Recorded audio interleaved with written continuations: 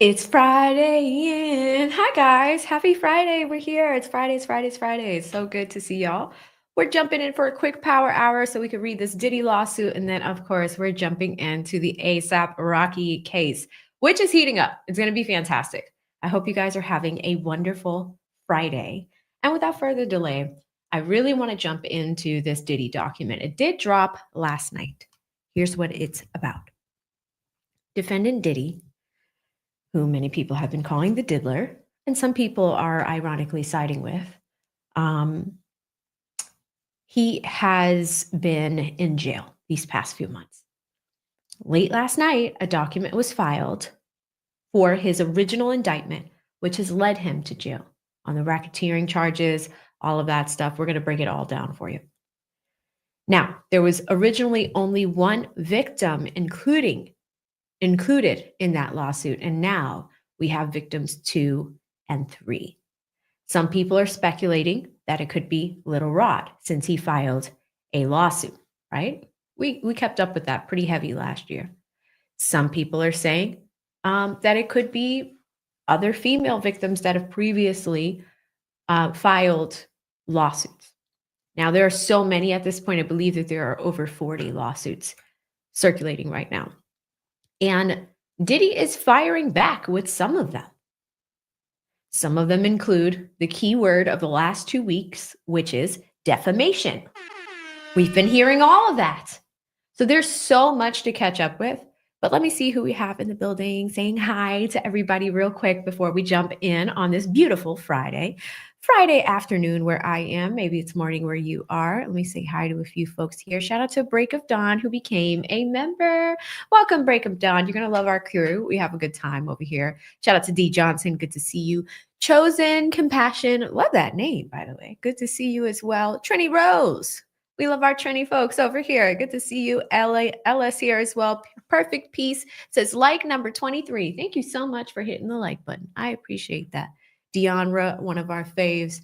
Drew Beats is in the building as well. In 7 figures says continues to get worse and worse for Puff. Yeah, he did have some interesting wins recently. It was revealed that some of the stuff that was happening with Cassie, like she held on to these videos that his team did not have access to. And they mentioned that to the judge. They're like, Judge, why do we have to go to the police station to look at these videos?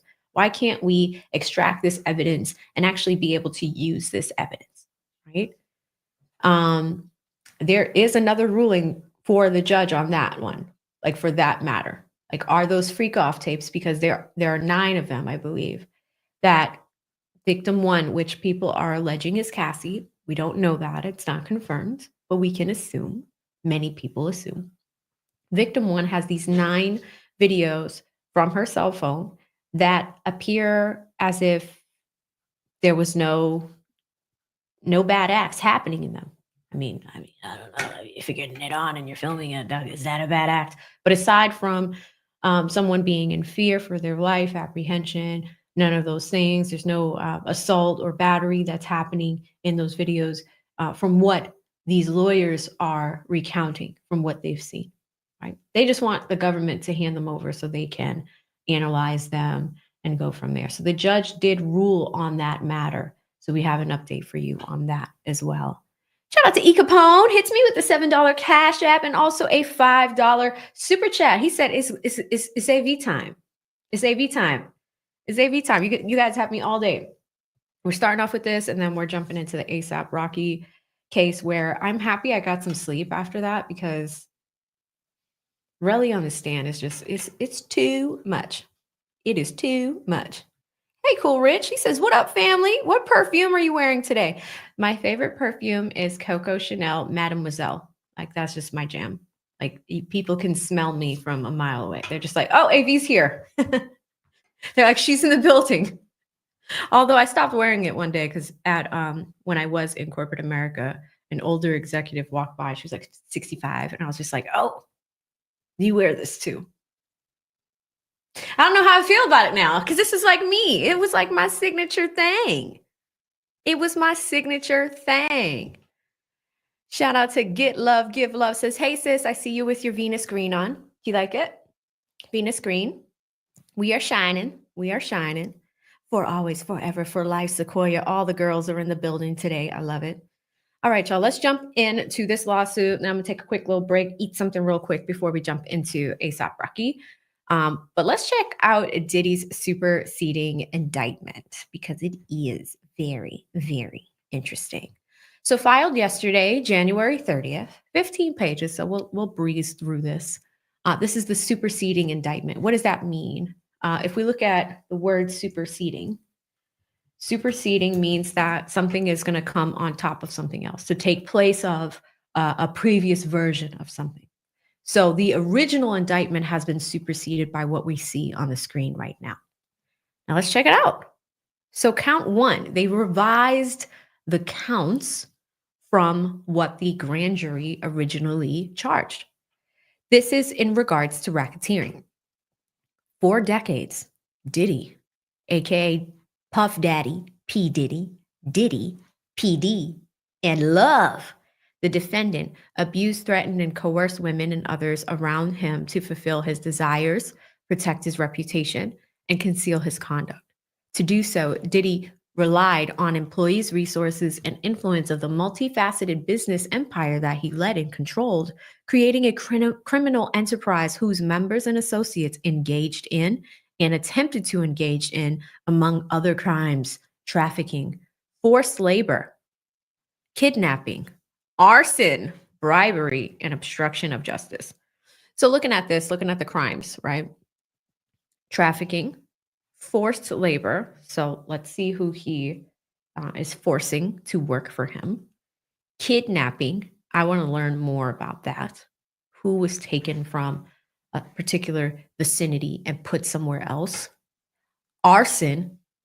Is that the Kid Cudi situation? Because arson is the burning of a dwelling, right? You blew up Kid Cudi's car, but arson, is the arson for the car blowing up, or is it burning somebody's house down? Now, if arson is here, that actually gives us a clue on who one of these three victims are, because if it is the Kid Cudi car situation, then we absolutely have indicia of Cassie being one of the victims because of that, right? Because that was in Cassie's original 30-page complaint. Where else would the information come from? Unless it is a completely separate event, but we don't want to speculate, right? Let's see what else it says here. Diddy, aka Puff Daddy, aka P. Diddy, aka Diddy, aka PD, aka Love, the defendant, operated his business, headquartered at various times in Manhattan and LA under a variety of US-based corporate entities, including Bad Boy Entertainment, Combs Enterprises, the Combs Global, collectively the Combs Business. Corporate entities in the Combs Business included, among other things, record labels, a recording studio, a clothing line, alcoholic spirits business, a marketing agency, and a television network and media company. At all times relevant to this indictment, Puff Daddy, P. Diddy, Diddy, PD, Love, the defendant, engaged in a persistent and pervasive pattern of abuse towards women and other individuals. That's also what I'm noticing is different. They changed the language to say other individuals. I believe the first one, I could be wrong, you guys, but I believe the first one included women and men, but they've changed it to other individuals. So that seems like it's new. Weird. This abuse was at times verbal, emotional, physical, and sexual. As part of the pattern of abuse, Diddy manipulated women to participate in orchestrated performances of sexual activity with Diddy, and at times with Diddy and male commercial sex workers.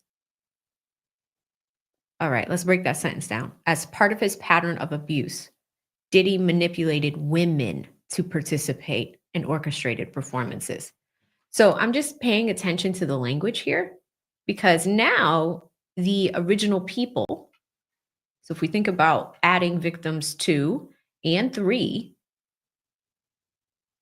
are the victims all women? Is the question, because it says and other individuals.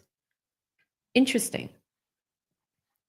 At times, Diddy and others acting at his direction made arrangements for women and commercial sex workers to fly to Diddy's location. Diddy ensured participation from women by, among other things, obtaining and distributing narcotics to them, controlling their careers, leveraging his financial support, and threatening to cut off the same and using intimidation and violence. Yeah, the language here is now very female friendly.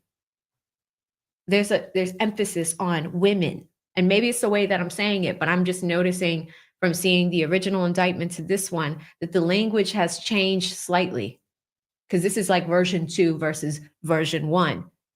So, let's keep going.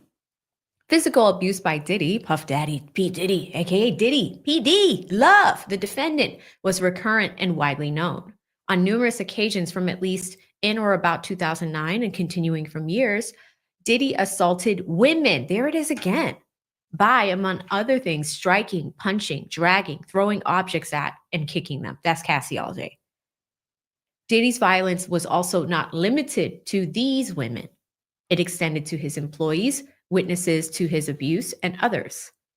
On one occasion at an LA hotel in or about March 2016, which was captured on video and later publicly reported, Diddy kicked, dragged, and threw a vase at a woman as she was attempting to leave. That's the Cassie video. When a member of the hotel security staff intervened, Diddy attempted to bribe the staff member to ensure silence. Subsequently, Diddy, with the associate of several close associates, paid the hotel security staff $100,000 for the hotel's surveillance footage of the assault. I thought it was 50. I didn't know it was 100K. Diddy, aka Puff Daddy, P. Diddy, PD, Love, the defendant, used the Combs businesses, including certain employees, to carry out, facilitate, and cover up his acts of violence, abuse, and commercial sex. Those employees, including security staff, household staff, personal assistants, and high-ranking supervisors, and other close associates, acted as Diddy's intermediaries, and their conduct was facilitated and assisted by Combs' control of the business. So with this, here's the reason why they need to say that. Because remember, count 1 is racketeering, right? You have to show that there was some use of business or some organization or enterprise for that count to be relevant, right? So through the use of all of the businesses that Diddy owns and operates and controls, he assaulted and did some bad things to these women, okay? So this is giving us some clues on who these new victims are. The Combs enterprise. From at least in or about 2004 through in or about 2024, Sean Combs, Puff Daddy, P. Diddy, PD, Love, the defendant, and others known and unknown were members and associates of a criminal organization, the Combs enterprise. Members and associates of the Combs enterprise engaged in and attempted to engage in, among other things, trafficking, forced labor, interstate transportation for purposes of prostitution, coercion, and enticement to engage in prostitution, narcotics, kidnapping, arson, bribery, and obstruction of justice. Okay, so the crimes are trafficking, forced labor, who did you force to work for you? Interstate transportation for purposes of prostitution. That's when things become federal. So, if you are flying somebody out, getting flued out, and whoever pays for that ticket, so to speak, is moving one person to another person, and that's interstate. States have their own jurisdiction. So if you're in Florida, in Miami, Florida has its own jurisdiction, its own sovereignty, its own laws, but it doesn't supersede federal laws. Now, if you fly somebody from Florida to California, now we are looking at 2 states, right? You can argue it's not interstate commerce, but you're using interstate commerce to transport another person to another place. If it's a crime, right? But once you have two states involved in anything, you land in federal territory. So that's why these have become federal charges. It's actually quite like a pretty interesting catalyst of this lawsuit, right? The reason why they're federal charges is the trafficking part and the, moving persons from one places to another. So even something as little as paying for the ticket,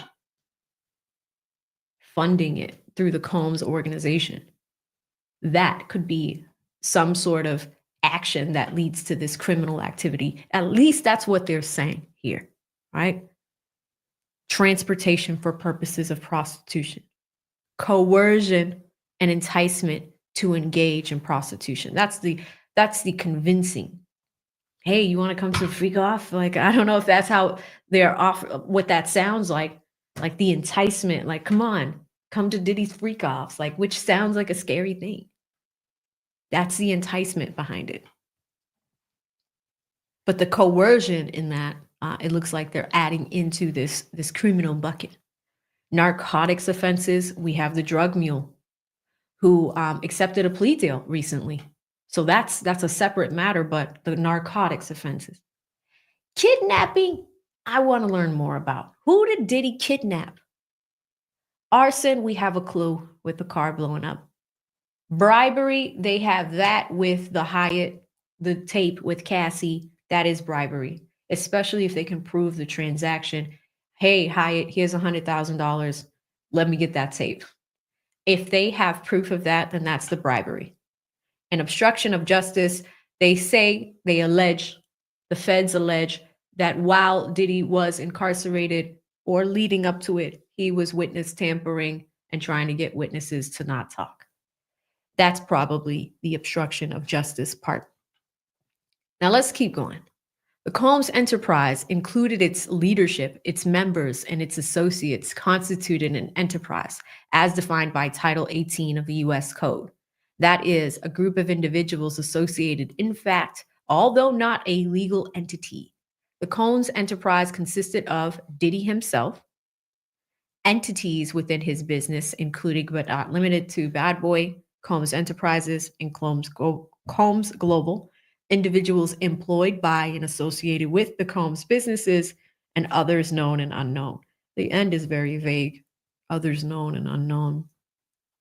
Next, the Combs enterprise constituted an ongoing organization whose members function as a continuing unit for a common purpose of achieving the objectives of the Combs enterprise.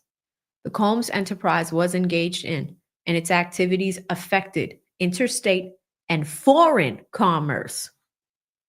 The Combs enterprise operated in the Southern District of New York and elsewhere. At all times relevant to this indictment, Diddy, the defendant, was the leader of the Combs enterprise. Diddy and others known and unknown participated in unlawful and other activities related to the conduct of his affairs. Those individuals included certain Combs business employees, such as members of his security staff, household staff, personal assistants, high-ranking supervisors, as well as other close associates. So let's talk about Diddy's businesses. What are they? How do they function? What do they do? The purposes of Combs businesses including operating a global business in the media, entertainment, and lifestyle industries included, among other things, record labels, a recording studio, a clothing line, alcohol, marketing agency, and a TV network and media company. That's a lot. That's a lot to be overseeing. Preserving, protecting, promoting, and enhancing the power reputation of Diddy, the defendant, as a musician, entrepreneur, and figure in the entertainment industry. Enriching members and associates of the enterprise, including its leader, Diddy, and in particular, who demonstrated loyalty to Diddy and willingness to conceal his crimes. Preserving, protecting, promoting, and enhancing the power of Diddy's enterprise, including the power of its leader, Diddy, through violence, use of firearms, threats of violence, coercion, and verbal, emotional, and physical abuse. Fulfilling the personal desires of Diddy, particularly those related to his sexual gratification, including the exploitation of women, there it is again, and the use of commercial sex workers. enabling Diddy and other members and associates of his enterprise to engage in unlawful acts of violence, including sexual violence, trafficking, forced labor, interstate transportation for purposes of prostitution, coercion, enticement to engage in prostitution, narcotics, other crimes, concealing the commission of such acts, securing absolute loyalty from members of the Combs enterprise, including through acts of violence and threats. Did you threatening people now? Get my freak off together or else. Like, is that what's happening? And you know what I've noticed about these Diddy files? It's just really him. Which employees? Are we gonna put Kimmy K, KK? We're gonna put KK, are we gonna list her in this indictment? We're listing victims. Are we going to list the employees themselves? Are we going to mention which ones did these things? We're not seeing that in these filings. Jerome is like, it's just the same thing over and over again. It is definitely repetitive. It is definitely repetitive. But I did want to check this out to see what is different. I have noticed that they have changed the language slightly because they added these two new victims to say things like emphasizing the fact that they are women, right? And, you know, they kind of hide through the language too. Like, oh, yeah, through bribery and indictment, blah, blah, blah. We're like, okay, listen, that's the Cassie video. Can we just say that? This is legalese. This is what legalese is. Like, this is exactly what legalese is. That's why, you know, lately I kind of have been leaning more towards trial streaming because the document reading is a lot of the same stuff said over and over again in different spots in the document, right? That's what happens. Anywho, so protecting his enterprise and its members and associates, including Diddy, from detection and prosecution by law enforcement through acts of intimidation, manipulation, bribery, threats of retaliation against individuals who witnessed these crimes committed by members of his enterprise. All right, now let's talk about the enterprise. Diddy and other members conducted and participated in the conduct of the affairs of his enterprise, including the following. What do? They wielded power and prestige of Diddy's role at the Combs business to intimidate, threaten, and lure female victims into Diddy's orbit, often under the pretense of a romantic relationship. All right, here's a big add in right here. Diddy then used threats of force and coercion to cause victims, including but not limited to 3 female victims, victim 1, victim 2, and victim 3, to engage in commercial sex acts. In connection with the commercial sex acts, Diddy provided the victims with, among other things, monetary payments, so he gave them money, career opportunities, and payment of rent and housing expenses. So Diddy was pimping. He was pimping. I mean, so there were 3. Is it pimping? What do y'all think? Put a 1 in the chat if you think that by paying their rent and doing all these things that Diddy was pimping these women. Or if you're like, Avi, it doesn't necessarily fall under pimping, because if it was just for him, it'd be one thing.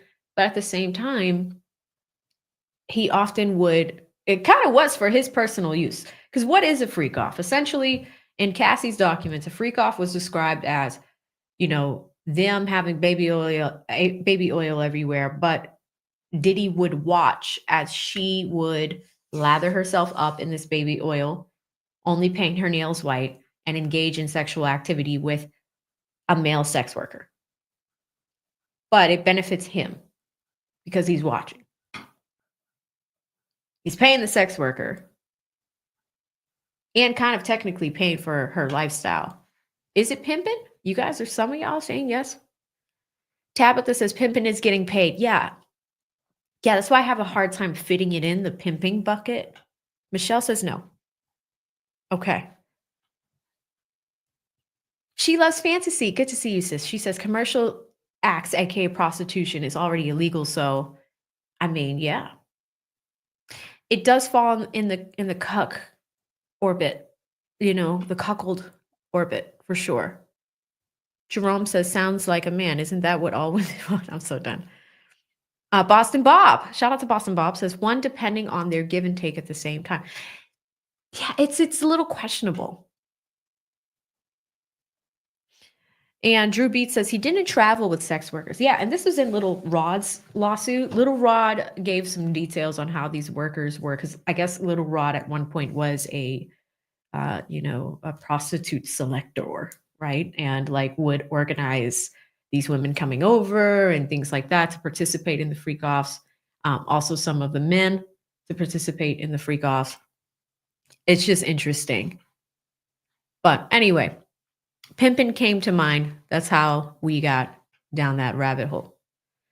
So we know we have victim 1, 2, and 3 now. So it's not just Cassie, it's 2 other women. And they are basically telling you the 3 female victims. Some of the commercial sex acts involved male commercial sex workers and were referred to Diddy, among other things, the freak offs. Freak offs were elaborate and produced sex performances that Diddy arranged, directed, masturbated during, and often electronically recorded. In arranging these freak offs, Diddy, with the assistance of other members and associates of Combs Enterprises, transported and caused to be transported commercial sex workers across state lines and internationally. Freak offs occurred regularly. Sometimes they lasted multiple days. I mean, that's the other thing. How do you not get tired? You want to take a break? Multiple days. Interesting. It often involved multiple commercial sex workers. During freak offs, Diddy distributed a variety of controlled substances to the victims, in part to keep the victims obedient and compliant. Sometimes, unbeknownst to the victims, Diddy kept videos he filmed of the victims engaging in sex acts with commercial sex workers. After the freak offs, Diddy and the victims typically received IV fluids to recover from the physical exertion and drug use. I mean, we already knew this. Members and associates of the Combs enterprise, including high-ranking supervisors, security staff, household staff, and personal assistants, and other Combs business employees facilitated the freak-offs by, among other things, booking hotel rooms for the freak-offs, stocking the hotel rooms in advance with the required freak-off supplies, including the drugs, baby oil, lubricant, extra linens, and lighting, cleaning the hotel rooms after the freak-offs. Ew. Imagine if that was your job at Diddy Enterprises. You got to clean up afterward. Oh my God, you have to clean up and there's these icky, sticky things everywhere. Like, imagine if that was your job. Post freak off cleanup. Weird. Where did I leave off? Okay, yes. So you would have to clean up and try to mitigate room damage, arranging for travel for the victims, commercial sex workers, and Diddy to and from the freak offs, resupplying Diddy with requested supplies, delivering large sums of cash to pay the commercial sex workers, and scheduling the delivery of IV fluids.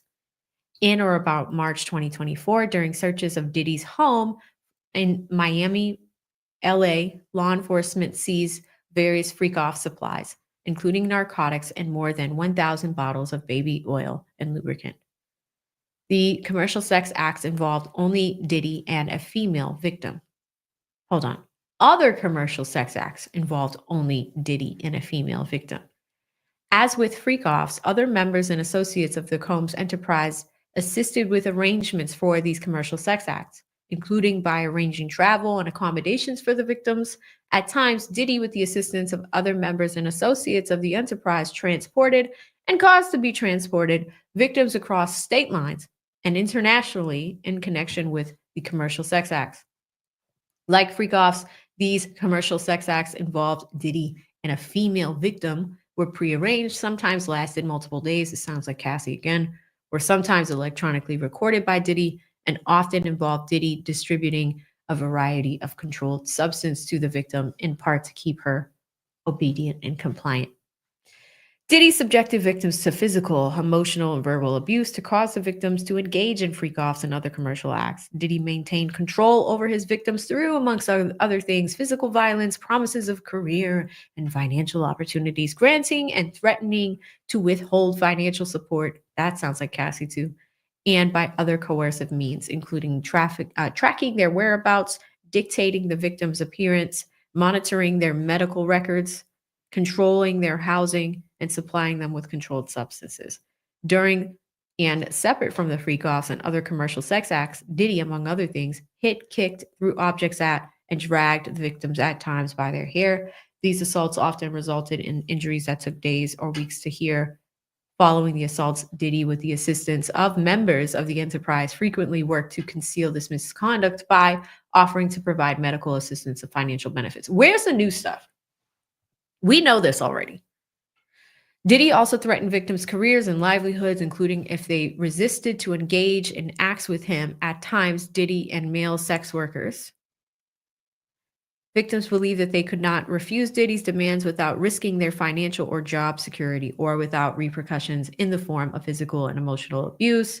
Diddy also used sensitive, embarrassing, and incriminating recordings that he made during the freak-offs as collateral to ensure the continued obedience and silence of the victims. Okay, that part is new. So this must be connected to victim 2 or 3. That part is new for sure. Because that doesn't, like, it's kind of related to Cassie, but I think it could come from these next 2 victims. Members and associates of the Combs enterprise, including Diddy, his security, at times carried firearms.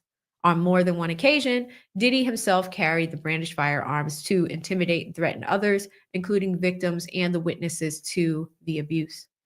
In or about March 2024, during the searches of his Miami home and the LA home, law enforcement seized firearms and ammunition, including 3 AR-15s with defaced serial numbers, as well as a drum magazine. So we know that. We have a little bit more detail on these guns. The serial numbers were not there, right? So they likely were not registered. Members and associates of the Diddy enterprise enabled Diddy's control over victims by following his directions regarding financial payments to the victims, advancing or suppressing their career opportunities, and acquiring the drugs Diddy used to keep the victims compliant. Members and associates of the Combs enterprise at times witness Diddy's violence to the victims or the victims' injuries caused by Combs without intervening. Instead, members and associates of Combs enterprise helped conceal the violence and abuse by, among other things, by assisting Diddy in monitoring and preventing victims from leaving locations, such as hotels or his houses. These occasions included instances in which a victim was required to remain in hiding, sometimes for several days at a time, to recover from the injuries that Diddy inflicted without being publicly observed. Members and associates of Combs enterprise who assisted Combs in locating and contacting victims who attempted to flee his abuse.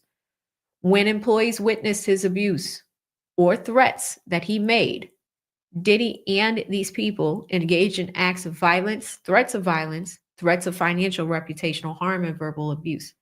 These acts of violence included arson and multiple acts of kidnapping. Who are you kidnapping? Including one instance of kidnapping during which Diddy carried and displayed a firearm. Okay, this is new. In addition, on multiple occasions, Diddy threw objects and people, as well as hit, dragged, choked, and shoved others. On one occasion, Diddy dangled a victim over an apartment balcony. That's from Cassie's complaint. When Diddy's authority and reputation was threatened by the possibility of negative publicity or legal and law enforcement against him, this is new, including in or about late 2023, following public allegations of Diddy's crimes, Diddy and members of his associates enterprise pressured witnesses and victims, including through attempted bribery, to stay silent and not report what they experienced or knew to law enforcement. Oh, there it is. The bribery, the witness tampering. On phone calls, Diddy and other members and associates of the enterprise, among other things, provided these victims and witnesses with a false narrative of events in an effort to conceal his crimes. Diddy caused these calls to be recorded on at least 2 occasions. Okay, so victim 2 and or 3, they have recordings of these calls. That's new. That wasn't here before. So in order to protect themselves, they recorded those bribery phone calls. So I guess one of these women were like, hey, we're going to the police, or, we're going to go to the press, whatever the case may be. Diddy goes, no, no, no. Here's some money. Here's how much I'm going to give you. I'm going to bribe you so you shut up. And the person was recording the phone call. Here's the thing with that. It really depends on what state this took place in. Because you guys know, in some states, it is a crime to record conversations.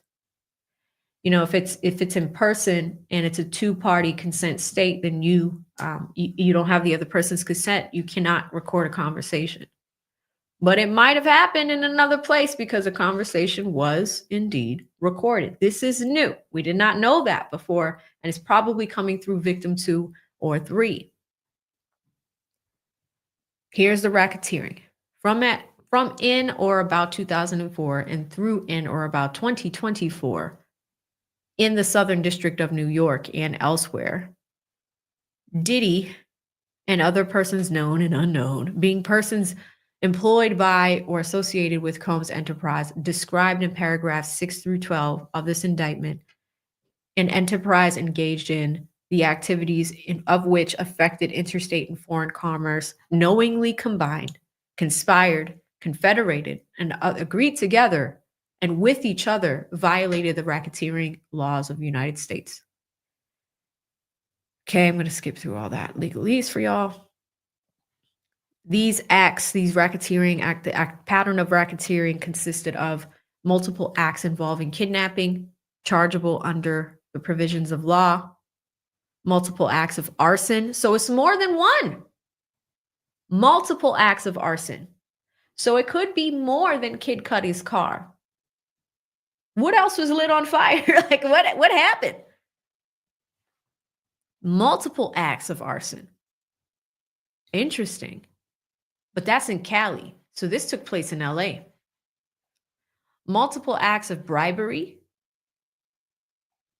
Multiple acts indictable under Title 18 related to tampering with a witness, a victim, or an informant.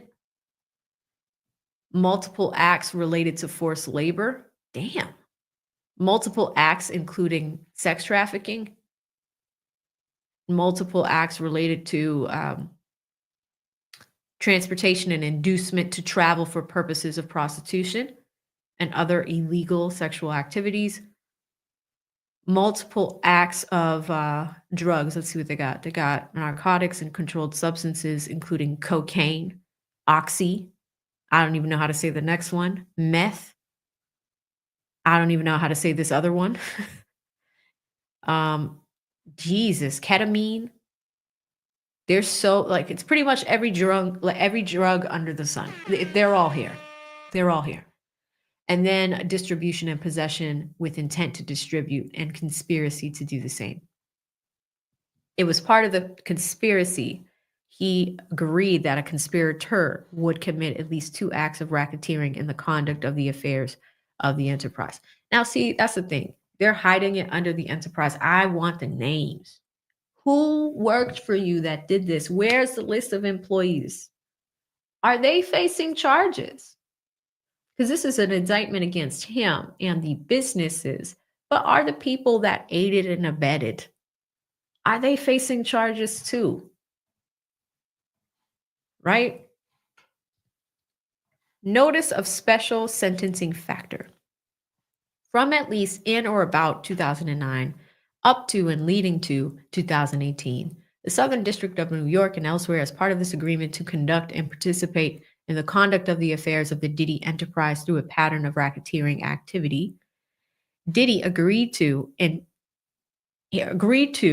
and affecting interstate and foreign commerce, knowingly recruited, enticed, harbored, transported, provided, obtained, advertised, maintained, patronized, and solicited by any means as a person, knowing in reckless disregard of the fact that means to force and force of threats, fraud, coercion, described in Title 18. This is the longest sentence in America. And any combination of such means would be used to cause a person to engage in commercial sex act in violation of Title 18 of the U.S. Code. That's all count one. All of those pages was for racketeering.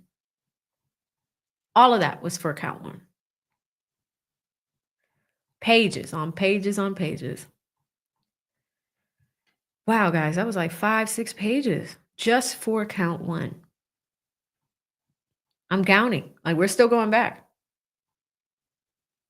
Count one started on page 2. No, it didn't. Count one started on page 1. Dang. That was so long. Interesting. All right, so we're almost there. Count 2 is the trafficking by force, fraud, or coercion. The grand jury further charges that on or about 2009 to 18, Diddy he affected interstate commerce. He did all those things. I'm not reading all of that again. And any combination of such means would be used to cause the person to engage in a commercial sex act and attempted and aided and abetted and willfully caused the same, to wit, Diddy recruited, enticed, harbored, transported, and maintained victim 1, and attempted to aid and abet and willfully cause victim 1 to engage in commercial sex act, knowing and in reckless disregard of the fact that victim 1 was engaging in commercial sex acts as a result of force, fraud, or coercion. Okay, so count 1, the racketeering, includes all 3 victims. Count 2 only includes victim 1, which is likely Cassie. Count 3, transportation to engage in prostitution. Who's in this one? Diddy, the defendant, knowingly transported individuals in interstate foreign commerce with the intent that individuals engaged in prostitution and aided and abetted and willfully caused the same. Diddy transported, aided, and abetted and willfully caused the transportation of female victims, but not limited to victims 1, 2, and 3. Okay. So moving the women around.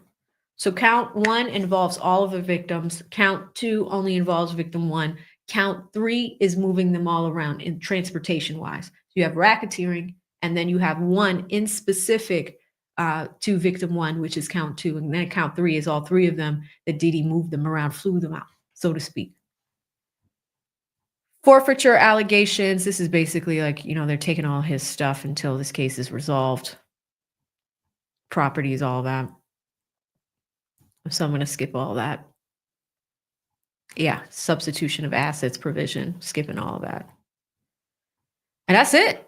So you have a little bit of some new stuff when it comes to Diddy and victims 2 and 3. So 2 other women have stepped forward and they're jumping in on count 1 and count 3. Cassie's on her own for all 3 counts, but this is going to be interesting. You clipping me saying that was long? That was so long.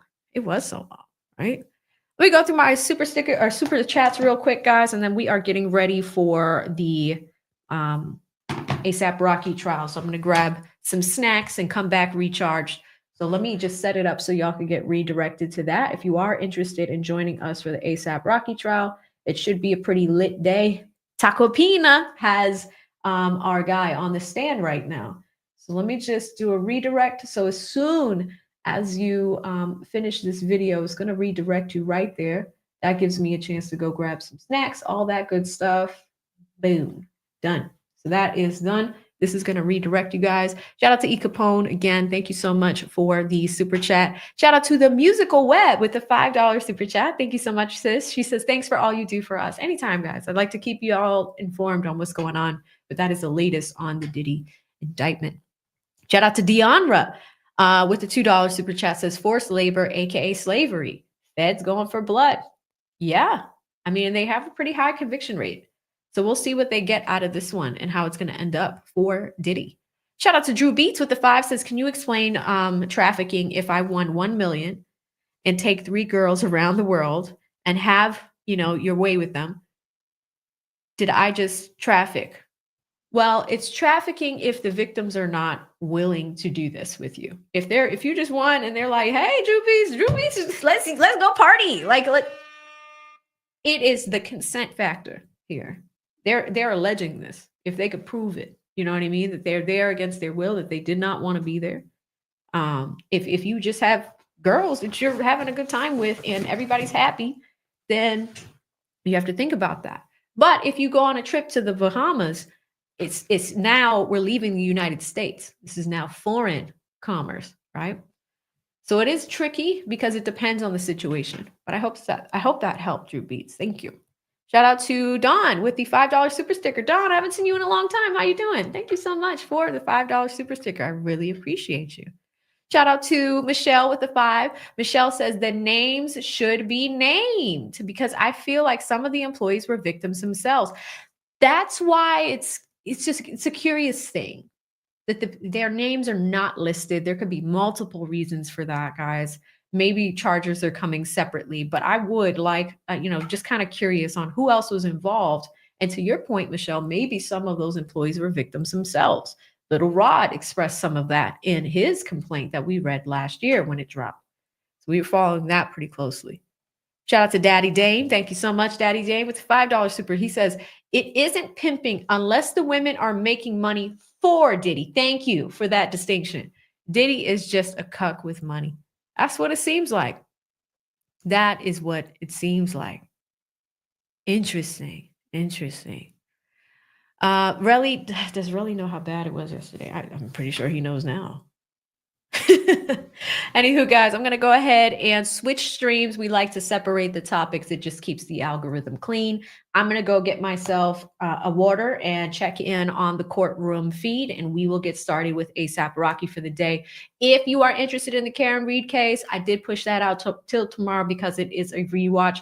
But I do have some attorneys that have been covering the case that are going to be coming on to the channel next week. So we are going to have Melanie Little on, Turtle Boy. I'm in communication with him, and we can all get up to speed on the Karen Reed case. So juggling a lot of things at the same damn time, but needed to squeeze this very important stream in as well.